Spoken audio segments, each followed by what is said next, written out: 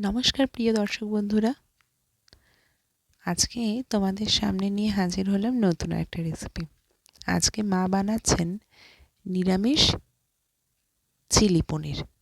উপকরণ হলো পনির, ক্যাপসিকাম, হলুদ গুঁড়ো, লঙ্কা গুঁড়ো, জিরে গুঁড়ো। এবার প্রথমেই দেখো, পনিরগুলোকে আমরা এখানে 500 গ্রাম পনির নিয়েছি। এরকম লম্বালম্বিভাবে কেটে নিতে হবে।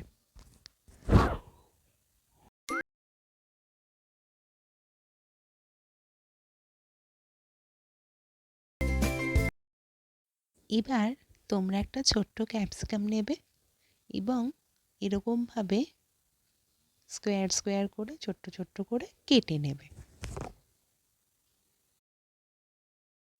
পনিরগুলো এবার তো কাটা হয়ে গেল। এবার কি করবে, আন্দাজ মতো নুন নেবে আর আন্দাজ মতো হলুদ দিয়ে পনিরগুলোর গায়ে ভালো করে মেখে নেবে। পনিরগুলো দেখো মাখার সময় খুব সাবধানে মাখবে, ঠিক এরকমভাবে মা যেরকম করছে আলতোভাবে মাখবে, কারণ পনির তো খুব নরম, না হলে ভেঙে যেতে পারে। এবার কি করবে, একটু লাল লঙ্কা নেবে, নিয়ে হালকা করে পনিরগুলোর গায়ে লাগিয়ে দেবে। বেশি রগড়িও না, না হলে পনিরগুলো ভেঙে যেতে পারে। হালকা হালকাভাবে কিন্তু সারা পনিরের গায়ে লাগিয়ে নিতে হবে।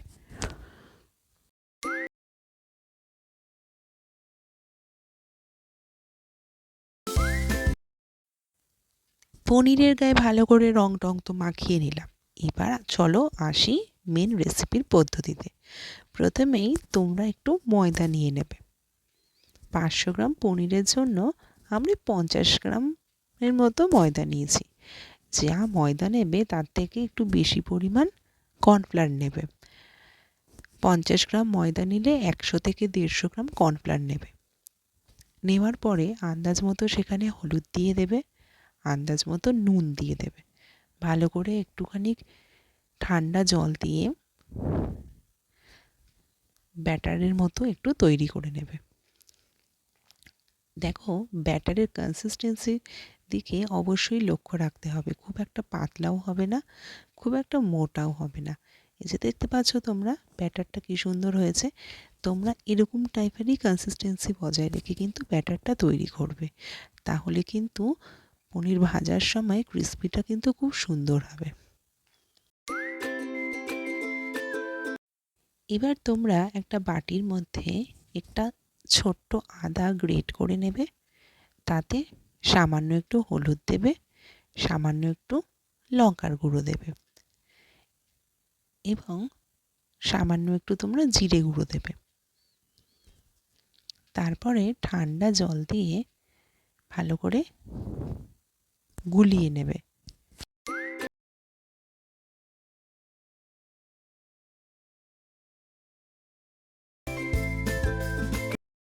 এবার তোমরা কি কড়াইয়ে তেলটা গরম করতে বসিয়ে দাও।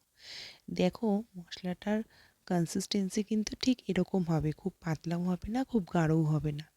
এবার আগে থেকে যে ব্যাটারটা তোমরা বানিয়ে রেখেছিলে সেখানে পনিরগুলো এরকমভাবে ডিপ করো এবং কড়াইয়ের তেলে একটা একটা করে তোমরা ভাজতে থাকো। এখন ফ্লেমটা, গ্যাসের যে ফ্লেমটা আছে এই সময় কিন্তু একদম মিডিয়ামে রাখবে।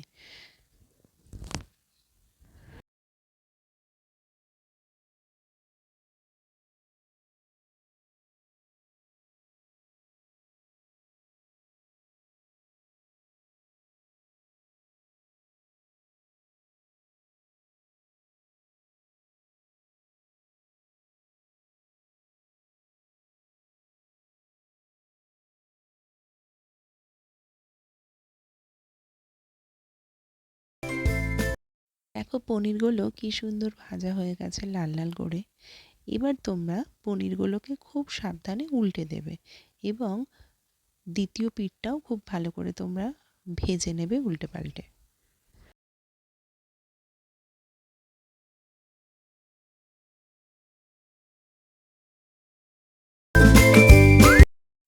পনিরগুলো একে একে ভাজা হয়ে গেল। তোমরা এবার একটা পাত্রের মধ্যে তুলে রাখো।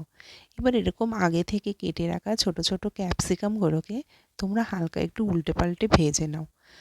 যখন দেখবে ক্যাপসিকামগুলো একটু লাল লাল টাইপের হয়ে আসছে, তখন তোমরা একটা পাত্রের মধ্যে তুলে রাখো। মনে রেখো, তোমরা যে কর্নফ্লাওয়ার এবং ময়দার যে ব্যাটারটা বানিয়েছিলে সেই ব্যাটারটার সামান্য একটু রেখে দেবে এবং একটু জল মিশিয়ে নেবে তাতে। এখন তোমরা কড়াইয়ের মধ্যে সামান্য একটু তেল নাও। তেলটা গরম হয়ে গেলে 3টে বা 4টে তোমরা তেজপাতা দাও, গোটা জিরে দাও এবং একটু ভালো করে উল্টে পাল্টে ভেজে নাও।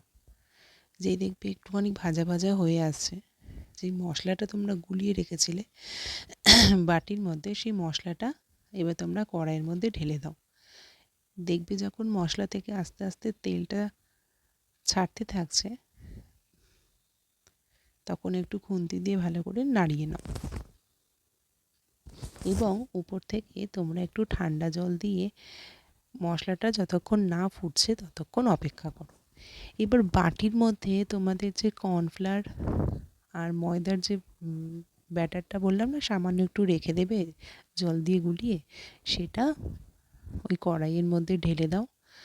উপর থেকে সামান্য একটু নুন দাও।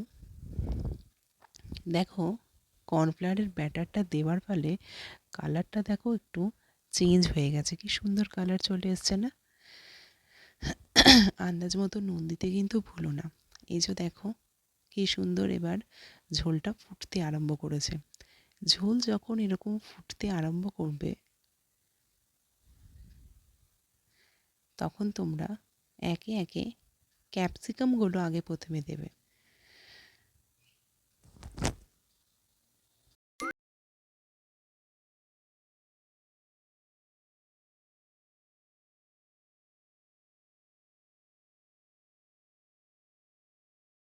দেখবে কড়াইয়ে ক্যাপসিকামগুলো ফুটে আসছে।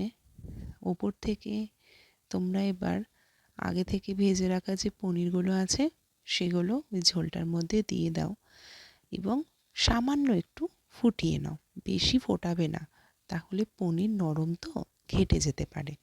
অল্প একটু ফোটাবে।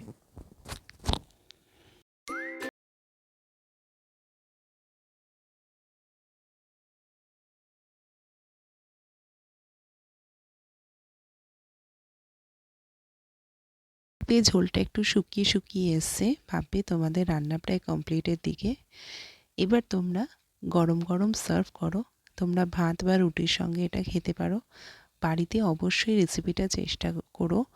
আমাকে জানিও কেমন লাগলো খেতে। আমাদের চ্যানেলটি লাইক, কমেন্ট, শেয়ার, সাবস্ক্রাইব করে আমাদের পাশে থেকো। Thank you.